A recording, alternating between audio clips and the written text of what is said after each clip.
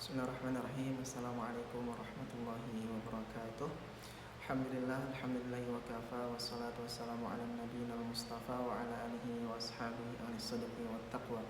Rabbana syrah lana sudurana wa yassir lana umurana wa hlul 'uqdatam min alsinatina yafqahu aqwalana, amma ba'du. Sebelumnya perkenalkan, nama saya Muhammad A'la Abdana Syakura dari kelas PK 3B dengan IMA akhir 34 akan menyampaikan sebuah hadis yang berkaitan dengan hewan, hadis yang berkaitan dengan tumbuhan, hadis yang berkaitan dengan ilmu kimia, hadis yang berkaitan dengan ilmu matematika, dan hadis yang berkaitan dengan ilmu luar angkasa. Langsung saja kepada hadis yang pertama yang berkaitan dengan hewan. Hadisnya yang berbunyi An Abdillah bin Umar radhiyallahu anhu qala Rasulullah sallallahu alaihi wasallam dakhalat imra'atun nar fi hirrah warabatha fala hiya at'amatha wala hiya taraktaha ta'kulu min khashashil ard. Rawahu Bukhari wa Muslim. Yang artinya, dari Abdullah bin Umar radhiyallahu anhu, Rasulullah sallallahu alaihi wasallam bersabda, seorang wanita masuk neraka karena seekor kucing. Ia mengurung kucing itu hingga mati kelaparan. Ia tidak memberinya makan dan tidak membiarkannya mencari makan sendiri. Adapun makna yang dapat diambil dari hadis tersebut, yang pertama, hewan memiliki hak hidup dan diperlukan dengan baik. Hadis ini menekankan bahwa setiap makhluk hidup termasuk hewan memiliki hak untuk dipelihara dan memenuhi kebutuhannya. Islam mengajarkan kasih sayang terhadap hewan sebagai bagian dari akhlak seorang muslim. Adapun yang kedua, tanggung jawab pemelihara ketika seseorang memutuskan untuk memelihara hewan maka ia bertanggung jawab pula atas kesejahteraan hewan tersebut. Wanita dalam hadis ini dihukum karena menelantarkan kucing yang berada di bawah tanggung jawabnya. Dan yang ketiga, larangan menyiksa atau menelantarkan hewan. Menyiksa hewan baik secara langsung maupun tidak langsung, seperti dengan menelantarkannya, adalah perbuatan zalim yang sangat dibenci dalam Islam. Selanjutnya, hadis yang kedua yang berkaitan mengenai tumbuhan. Saya ambil tumbuhan habatus sauda atau jintan hitam. Hadisnya berbunyi An Abi Hurairah radhiyallahu anhu qala Rasulullah sallallahu alaihi wasallam alaikum bihadhil jannah alaikum bihadhil habbatis sauda fa inna fiha shifaa'un min kulli da'in illa as-sam. Qala Ibnu Syihab was-sam al-maut. Rawahu Bukhari wa Muslim. Adapun terjemahnya, ya, artinya dari Abu Hurairah radhiyallahu anhu, Nabiullah Muhammad sallallahu alaihi wasallam bersabda, gunakanlah jintan hitam ataupun habat sauda karena di dalamnya terdapat obat untuk segala penyakit kecuali kematian. Ibnu Syihab berkata, yang dimaksud asam adalah kematian. Adapun makna yang dapat diambil dari isi kandungan hadis tersebut ialah manfaat habat sauda. Habat sauda dikenal memiliki khasiat medis seperti meningkatkan kekebalan tubuh, mengobati penyakit kulit, dan menurunkan tekanan darah. Adapun yang kedua, pengakuan ilmiah. Penelitian modern mengonfirmasi manfaat jintan hitam, terutama dalam mendukung kesehatan imun dan mencegah penyakit kronis. Selanjutnya yang terakhir, sunnah dalam pengobatan. Hadis ini menunjukkan bahwa Islam mengajarkan umatnya untuk mencari pengobatan yang dianjurkan oleh Nabiullah Muhammad sallallahu alaihi wasallam. Adapun hadis yang ketiga yang berkaitan tentang ilmu kimia mengenai air Zam-Zam. Adapun hadisnya dapat dibacakan sebagai berikut. An Jabir radhiyallahu anhu qala sami'tu an-nabiyya sallallahu alaihi wasallam yaqul ma'u Zamzam bima syuriba lahu. Rawahu Ibnu Majah.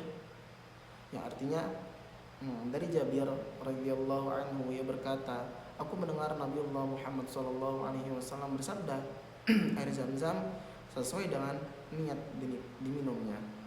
Adapun makna kandungan yang kita dapat ambil dari hadis tersebut, yang pertama, hubungan dengan kimianya. Air Zam-Zam mengandung mineral penting seperti kalsium dan magnesium yang dapat memberikan manfaat kesehatan, termasuk rehidrasi dan penguatan tulang.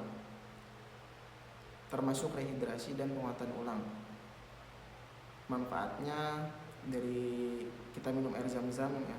Air Zam-Zam digunakan dalam berbagai tujuan pengobatan dan spiritual.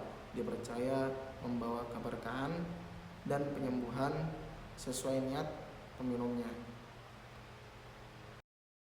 Adapun hadis yang keempat yang berkaitan dengan ilmu matematika mengenai pembagian warisan. Hadisnya berbunyi, An Abdullah bin Abbas radhiyallahu anhu qala Rasulullah sallallahu alaihi wasallam al-haqiqul faraidu bi ahliha fama baqiya fali aula rajulun dzakar, rawahu Bukhari wa Muslim. Yang artinya dari Abdullah bin Abbas radhiyallahu anhu, ia berkata bahwasanya Rasulullah sallallahu alaihi wasallam bersabda, berikanlah harta warisan kepada yang berhak sesuai dengan ketetapan atau syariatnya, dan apa yang tersisa maka diberikan kepada laki-laki terdekat atau dalam hubungan kekerabatan.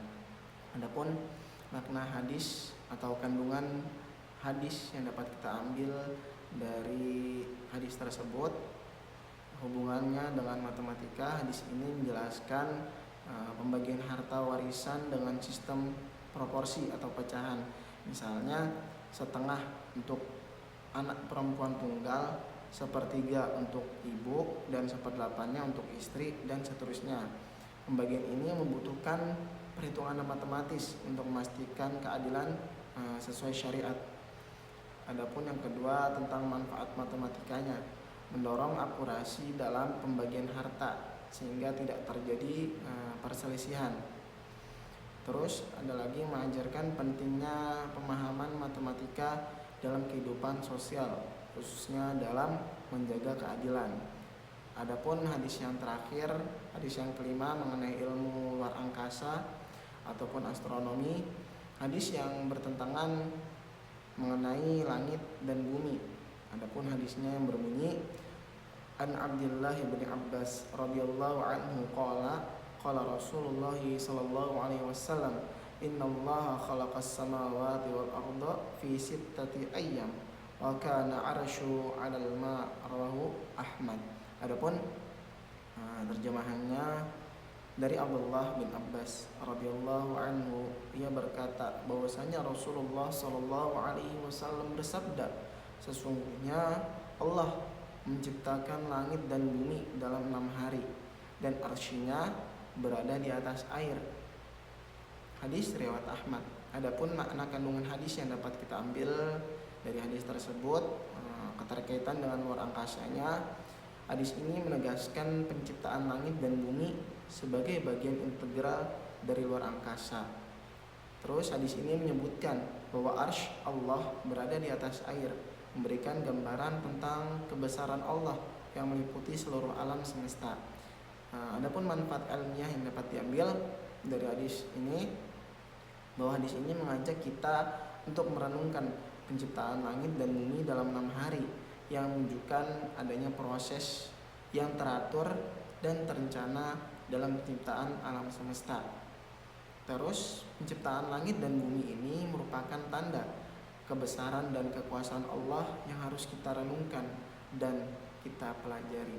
Mungkin 5 hadis itu yang bisa saya sampaikan. Kurang lebihnya mohon maaf. Bila ada kata-kata yang salah mohon dimaafkan, dan bila ada kesalahan itu datangnya dari diri saya pribadi, dan bila ada benarnya itu semata-mata datangnya dari Allah Subhanahu wa taala. Akhirul kalam, wassalamualaikum warahmatullahi wabarakatuh.